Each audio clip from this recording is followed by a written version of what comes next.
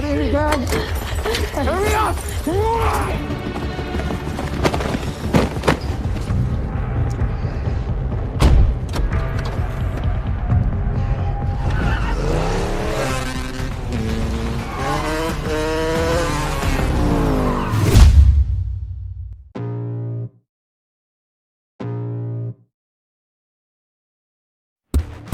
Tes 321 VNL Dava, sapa aku bang. Oke siap Brad, ciku cuk. Nitip nama Angelo ya Bradku. Aduh Angelo, antar jemput lon. Gak jadi ketang.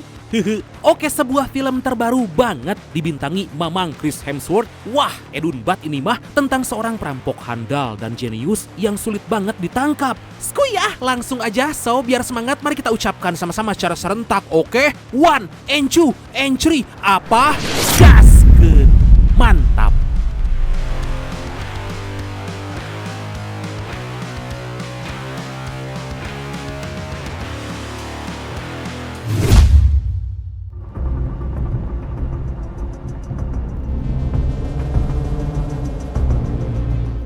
Berlatar di Los Angeles, kita dikenalkan dengan perampok profesional bernama Davis yang selama aksinya sama sekali belum pernah tertangkap oleh polisi. Selain itu, Davis juga sangat jenius sampai hari ini gak pernah meninggalkan jejak apapun setelah melakukan aksi perampokan.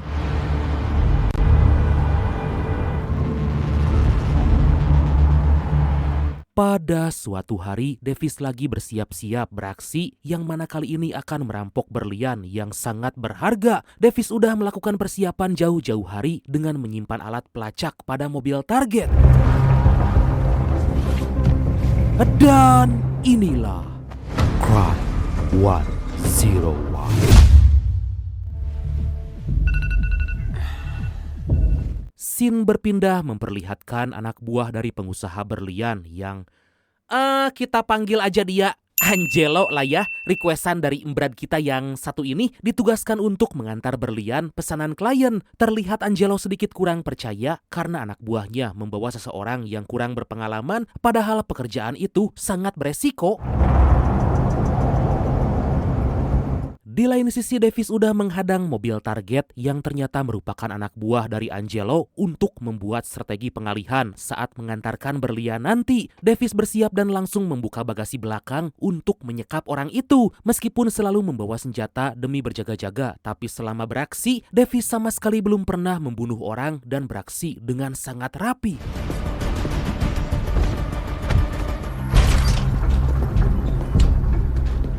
Sementara itu, Angelo menyerahkan 2 set berlian senilai 3 juta dolar Amerika atau sekitar 50,7 miliar rupiah. Angelo juga memberikan berlian palsu untuk mengalihkan perhatian dengan meletakkannya pada koper, sedangkan berlian asli disimpan pada pergelangan kaki anak buahnya.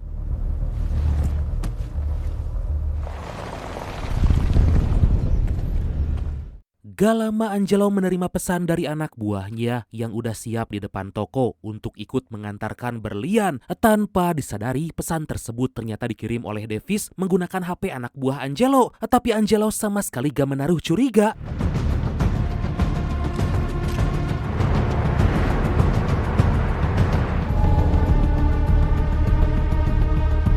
Beberapa saat kemudian anak buah Angelo menepi di pinggir jalan dan dengan cepat Davis bersiap menepi sampai gak sengaja mobilnya menyerempet mobil anak buah Angelo. Saat mereka membuka kaca, Davis udah bersiap dengan senjata dan aksi perampokan itu pun dimulai. Kneel down back to the car. Davis meminta mereka keluar dari mobil dan menyerahkan berlian. Anak buah Angelo mencoba mengecoh Davis dengan menyebutkan bahwa berlian ada pada koper, tapi Davis gak bisa dibohongi karena berlian asli pasti disimpan di tempat yang gak terduga. Setelah berhasil, Davis mengeluarkan anak buah Angelo yang lain dari bagasi mobil dan mengancam jangan sampai lapor polisi sebelum dia pergi. Saat Davis akan pergi, seorang anak buah Angelo balik menodongkan senjata dan kemudian... Beruntung Davis masih selamat karena peluru gak mengenainya. Tanpa pikir panjang, Davis segera melarikan diri. Davis mengemudikan mobil dengan sangat ugal-ugalan karena baru kali ini hampir tertembak, padahal Davis udah menyiapkan semuanya dengan sangat matang.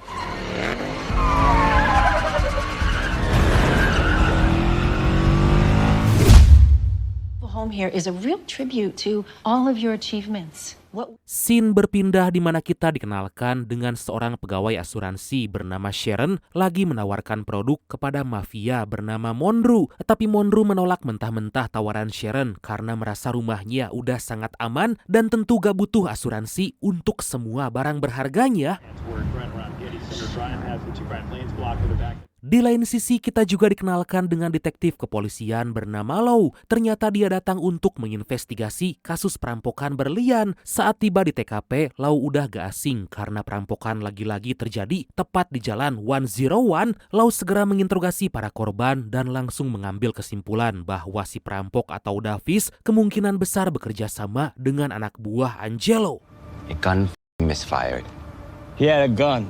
Lau sempat bersitegang dengan rekannya karena dia yakin pelaku perampokan ini sama dengan perampok yang selama ini dicari. Lau gak sembarangan menyimpulkan karena akhir-akhir ini banyak perampokan yang terjadi tapi pelaku gak meninggalkan jejak apapun.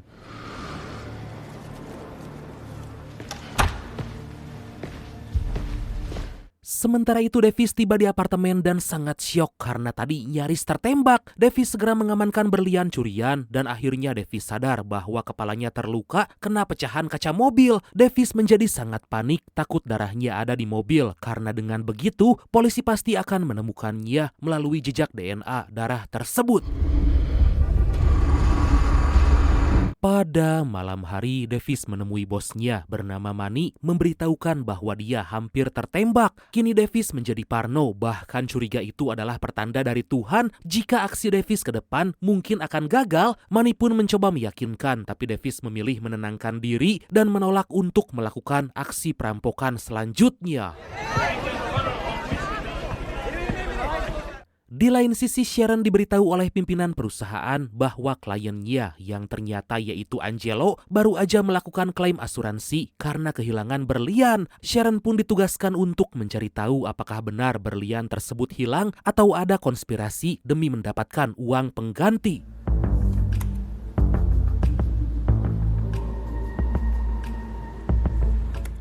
Sementara kini Angelo melapor ke kantor polisi dan lagi diinterogasi oleh Lau. Berdasarkan hasil penjelasan, Lau merasa bahwa Angelo benar-benar kehilangan berlian, apalagi ada indikasi bahwa jalur komunikasi Angelo telah dihack oleh si pelaku. Meskipun sempat curiga, Lau yakin bahwa aksi tersebut murni perampokan. And how could he know who's intending to transport something before they... Kembali pada Davis, dia lagi bertemu dengan seseorang bernama Devon. Diketahui ternyata Devon merupakan hacker yang selama ini bekerja sama dengan Davis. Saat itu Davis meminta Devon agar mencari tahu detail informasi tentang Sharon.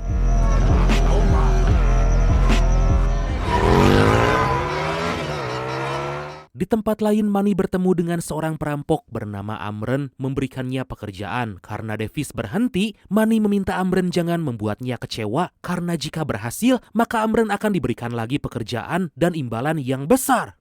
Ah, ngapain? Ngerampok sendiri aja, malah kerja buat orang. Aneh. Beberapa saat kemudian, Davis lagi dalam perjalanan menuju apartemen, tapi tiba-tiba dari belakang mobil Davis ditabrak. Davis sempat panik karena masih parno, tapi ternyata orang yang menabrak itu adalah seorang wanita cantik, mencenut, amburahoy, dan manis bagaikan gula kawung bernama Maya. Davis segera menghampiri Maya, tapi Maya meminta data asuransi Davis untuk diganti. Tapi Davis malah ingin membayar Maya agar urusan cepat selesai daripada harus menyerahkan informasi pribadi. Tentu Maya sangat heran hingga Maya meminta Davis menuliskan nomor telepon. 11315 South Aurora. South Aurora, all units responding to code 3 to Vermont Rescue Task 113. Pada keesokan hari, Sharon bertemu dengan Lau membahas berlian Angelo yang telah dirampok. Sharon meyakinkan Lau bahwa Angelo harus dites kejujuran demi mencari tahu apakah benar berlian tersebut dirampok atau hanya trik untuk mendapatkan uang ganti dari asuransi. Dengan tegas Lau langsung menolak karena semua yang disampaikan Angelo itu benar.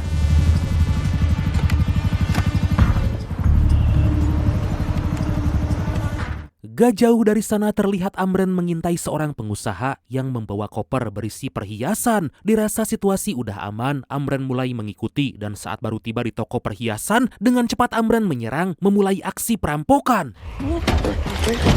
What are you doing? Hurry up! Berbeda dengan Davis, Amren beraksi dengan sangat gegabah, bahkan hampir terkunci dalam toko. Amren mengancam semua pengunjung agar segera membuka pintu, tapi saat akan keluar, Amren memilih kembali dan merampok lebih banyak perhiasan. Saat akan keluar, pintu toko itu kembali terkunci, lalu Amren menjadi sangat marah dan mengancam akan menghabisi semua orang. Akhirnya Amren berhasil keluar, meskipun aksinya itu akan sangat mudah dilacak oleh para polisi. Take care of your baby.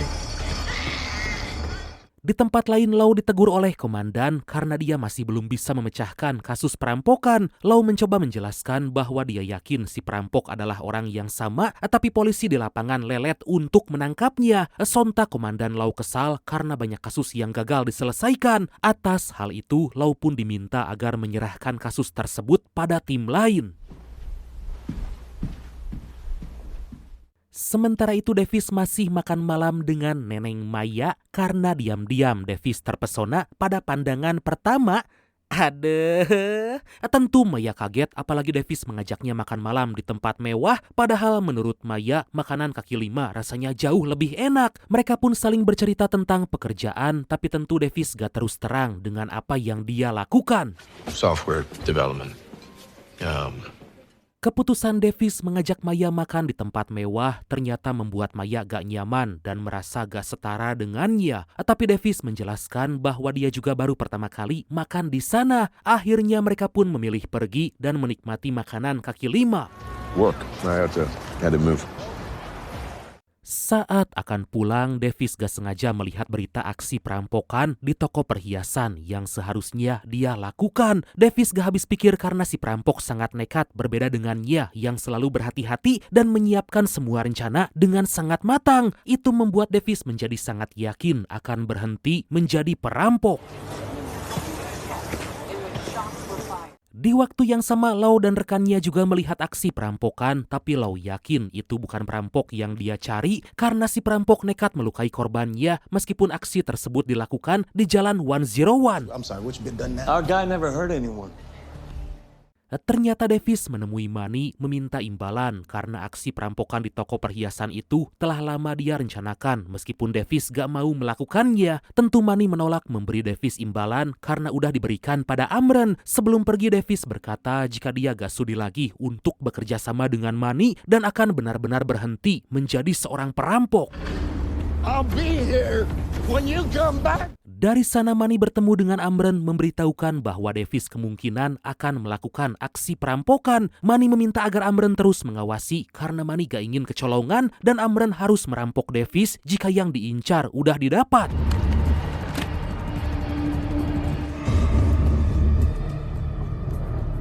Amren segera mengikuti Davis dan terlihat lagi bertemu dengan Devon untuk mendapat informasi soal Sharon. Davis diberikan kertas berisi alamat dan situs film gituan yang ternyata terdapat kode enkripsi agar Davis bisa mendapat semua informasi tentang Sharon. Kemudian Davis kembali ke apartemen lalu membuka situs yang diberikan oleh Devon. Davis gak habis pikir karena Devon sejenius itu dengan menyimpan kode enkripsi pada komen situs gituan untuk menghack Sharon. Gak butuh waktu lama, Davis bisa masuk dalam akun Sharon, bahkan bisa tahu semua jadwal kegiatannya. It's a cool car. Pada keesokan hari, Davis menemui Sharon mencoba mencari tahu lebih jauh tentangnya karena Davis punya tujuan lain. Dalam sekejap Davis mampu membuat Sharon terpesona, bahkan Sharon ingin ngobrol lebih lama dengan Davis.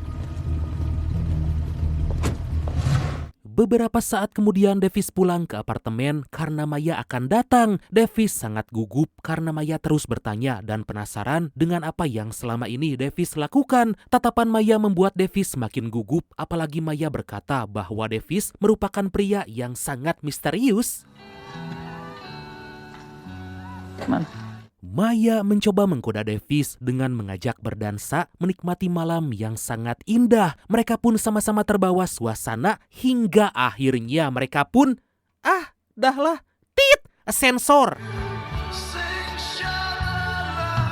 Setelah puas bertempur, Davis ke balkon apartemen dan dari kejauhan melihat orang yang lagi mengawasi. Itu membuat Davis gak nyaman dan tanpa pikir panjang Davis segera pergi ke parkiran dan mengecek mobilnya hingga berhasil menemukan sebuah alat pelacak.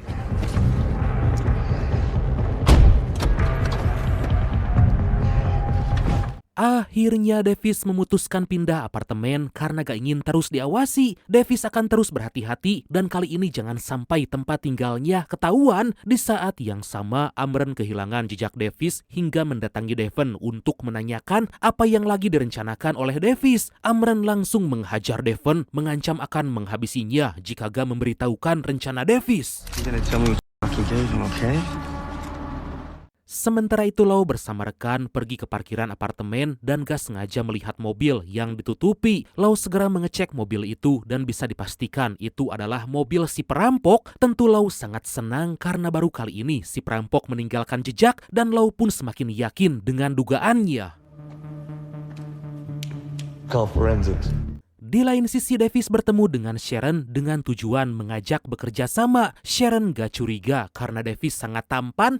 Ya, mirip sayalah dikit tapi, dan bicaranya sangat lembut. Tapi Davis meminta Sharon agar memberitahu siapa aja klien asuransinya dan Sharon akan mendapatkan imbalan yang sangat besar. Sontak Sharon sangat marah dan gak menyangka bahwa pria tampan Davis merupakan seorang perampok kelas kakap.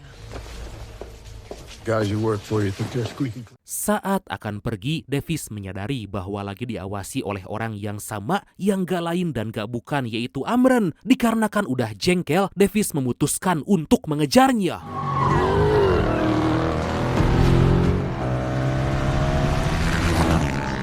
Davis terus tancap gas mendekatkan mobil dengan motor Amren. Davis hampir aja kehilangan jejak, tapi Amren berhenti dan seperti ingin menantang Davis.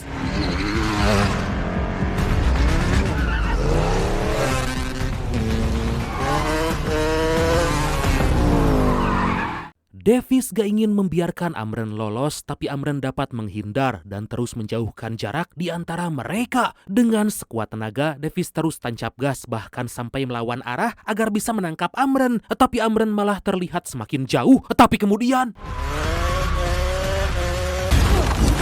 Kemudian Davis mengikuti Amren yang pergi beristirahat dalam Indomart cabang LA. Davis langsung bertanya siapa yang menyuruhnya, tapi Amren gak mau memberitahu dan tentu membuat Davis sangat marah. Davis menggablok Amren karena gak mau mengaku hingga Davis mengancam dengan senjata hingga Amren berkata bahwa dia diperintah oleh Manny.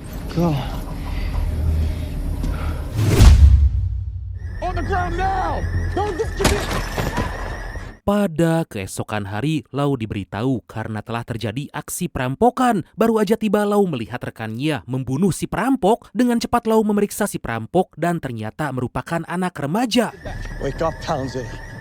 What are you doing? Kejadian tersebut membuat Lau khawatir karena jika ketahuan komandan, maka rekannya bisa diperkarakan karena telah membunuh anak di bawah umur. Kemudian rekan Lau meletakkan senjata pada perampok agar penembakannya dimaklumi karena pelaku juga membawa senjata.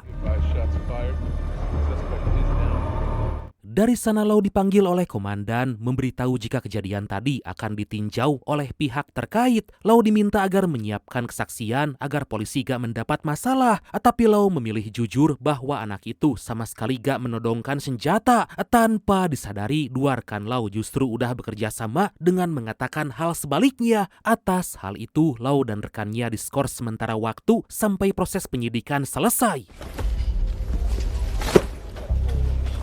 Kemudian Lau mulai membereskan barang-barang, tapi tiba-tiba dia diberitahu hasil DNA dari darah yang ditemukan di mobil si perampok. Lau akhirnya mendapat informasi bahwa pelakunya itu gak lain dan gak bukan yaitu Davis.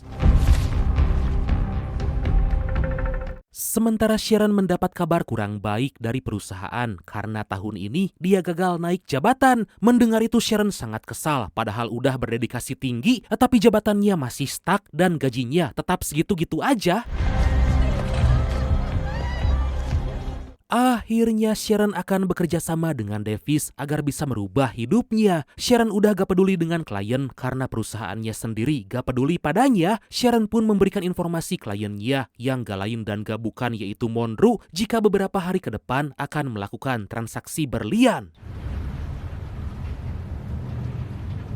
Di lain sisi, Lau memutuskan pindah apartemen sambil menikmati masa-masa skorsing. Tapi Lau gak mau tinggal diam begitu aja dan ingin mencari tahu siapa Davis sebenarnya. Lau pun pergi ke rumah Ibu Davis demi mendapat informasi. Hingga akhirnya Ibu Davis mau bekerja sama untuk menghubungi Davis. Gak lama Davis menelpon sang ibu lalu diberitahu bahwa ada polisi datang. Lau segera mengambil alih panggilan, tapi Davis langsung mematikan telepon.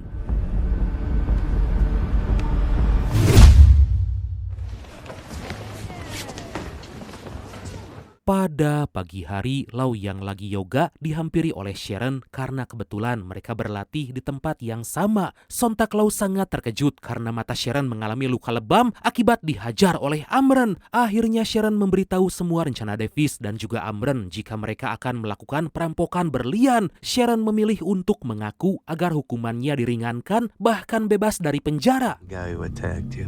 I told him everything I told you. Lau sempat menyalahkan Sharon karena telah membantu perampok yang paling dicari. Tapi Lau akan membantu Sharon dan akan berusaha menggagalkan aksi perampokan itu agar Lau bisa kembali bertugas di kepolisian.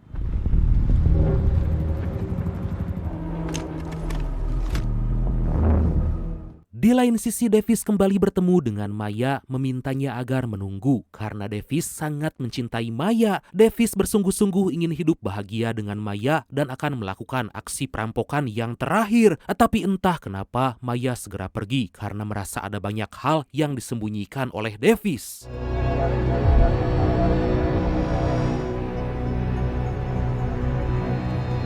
Dari sana Davis kembali ke apartemen dan sepanjang jalan Davis gak bisa menyembunyikan kekesalan. Meskipun punya wajah yang tampan, tapi Davis gak bisa meyakinkan Maya agar hidup berdua dengannya karena Davis gak mau jujur dengan pekerjaan yang selama ini dia lakukan. Sementara itu Lau bersiap menyamar menjadi suruhan Monroe membawa berlian dari kurir. Di saat yang sama, Davis juga bersiap-siap berpura-pura menjadi anak buah Monroe untuk menjemput kurir pembawa berlian. Ternyata Amren juga bersiap menyamar menjadi pegawai hotel untuk menyergap Davis setelah berhasil merampok berlian dari Monroe nanti.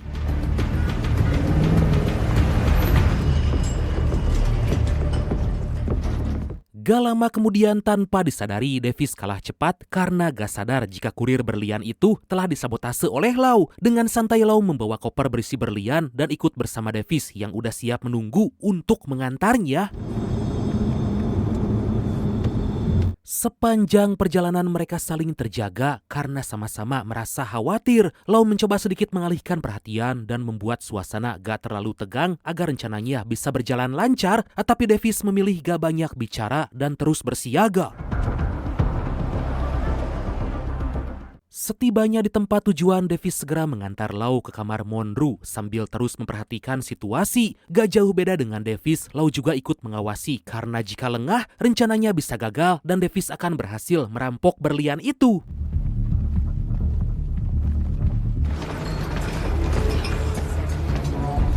Davis mencoba sebaik mungkin agar Lau gak curiga padanya, meskipun Davis sama sekali gak tahu Lau adalah polisi dan udah tahu dengan semua rencananya. Saat tiba di kamar Monroe, tanpa pikir panjang Davis segera menutup pintu dan langsung mengeluarkan senjata.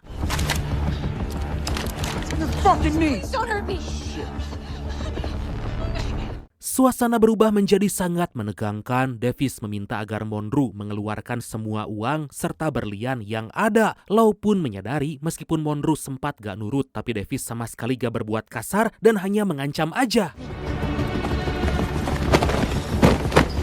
Kemudian Davis meminta Lau membuka koper berisi berlian senilai 11 juta dolar Amerika atau sekitar 186 miliar rupiah. Dengan perlahan Lau membuka koper dan saat dibuka ternyata selain berisi berlian juga ada perhiasan, jam tangan mewah, serta satu buah senjata dan kemudian... Put the gun down. I'm a police officer. Davis dan Lau saling menodongkan senjata, tapi tanpa mereka sadari, Amren udah bersiap di luar untuk segera masuk. Lau meminta Davis meletakkan senjata, tapi tiba-tiba Amren datang. Amren mengambil senjata dari Davis dan meminta Lau agar meletakkan senjata. Tapi Lau gak mau melakukan itu dan terus menodongkan senjata pada Amren. Di tengah ketegangan, Monroe terus teriak agar Lau menghabisi Davis dan juga Amren. Tapi tiba-tiba... Dengan sangat kejam Amren menghabisi Monroe dan membuat Lau harus berhati-hati karena Amren sangat nekat. Lau meminta Amren agar mengambil sendiri berlian dalam koper, tapi tanpa disadari, Davis melihat Amren lengah hingga Davis pun menghabisinya. Mamam tah Amren. Davis langsung menodongkan senjata pada Lau, tapi bukannya menyerang. Lau malah meminta Davis pergi dan jangan pernah kembali. Semua itu dilakukan karena Davis telah menyelamatkannya yang hampir aja tewas dihabisi oleh Amren. Lau juga gak akan menangkap Davis karena akan mengkambing hitamkan Amren. Mendengar hal itu, Davis hanya diam dan akhirnya pergi menuruti perintah dari Lau. Setelah Davis pergi, Monroe yang masih hidup mengancam akan melaporkan Lau karena malah membiarkan si perampok pergi. Tapi Lau balik mengancam karena diketahui Monroe membeli berlian itu dengan cara ilegal dan tentu Monroe bisa dijerat dengan pidana.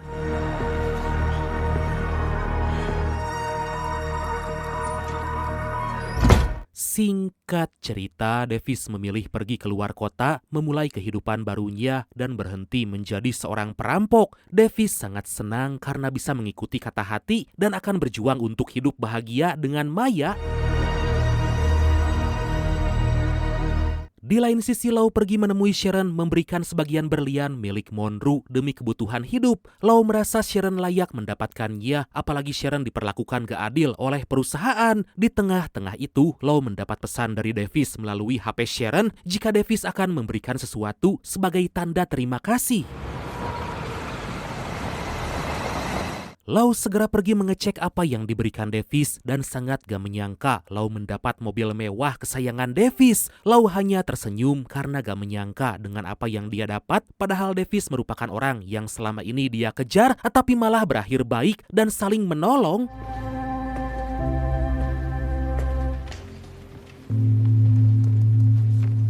Sementara itu Maya juga mendapat kiriman dari Davis berupa surat permintaan maaf karena Davis sangat mencintainya. Davis berjanji akan lebih jujur dan menjalani kehidupan yang lebih baik agar bisa hidup bahagia bersama Neneng Maya. Aduh. Dan akhirnya film ini pun